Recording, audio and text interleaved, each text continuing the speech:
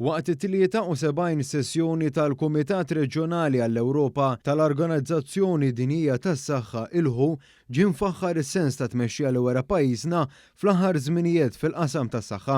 Fil-fatt kien id-Direttur Reġjonali għall-Ewropa tal-WHO Hans Kluge li waqt li jindirizza din is-sessjoni faħħar b'mod dirett li Deputat Prim Ministru Ministru għas-Saħħa Chris Fern għat-tmexxija li wara b'mod partikolari waqt ix-xhur tas-sajf fejn l-Ewropa kienet maħkuma minn mewġa ta' sħana.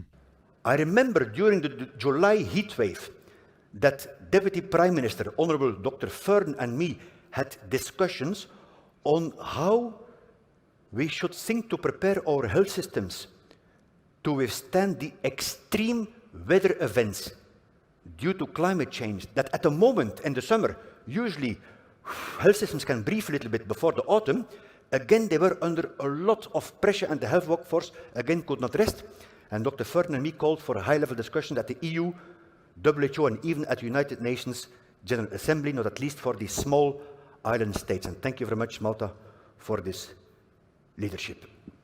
Din id-dikjarazzjoni xejn għal kollox dak li rapportat il-Gazzetta tal-Partit Nazzjonalista In-Nazzjon l-erba' li interpretat la tendenza tad-Deputat Prim Ministru Ministru għas-Saħħa Chris Fern f'din is-sessjoni tant importanti għal qasam tas-saħħa fl-Ewropa li qed tittella fil-Kazakstan bħala xi safra b'kapriċ.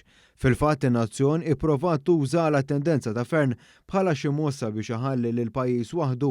Il-verità kif anke xehed Hans Kluge hi totalment l-oppost. Dan għax għall-kuntrarju ta' dak li għamlu l-esponenti nazzjonalisti barra minn xtutna, id-Deputat Prim Ministru jinsab għaddej b'ħidma favur pajjiżna.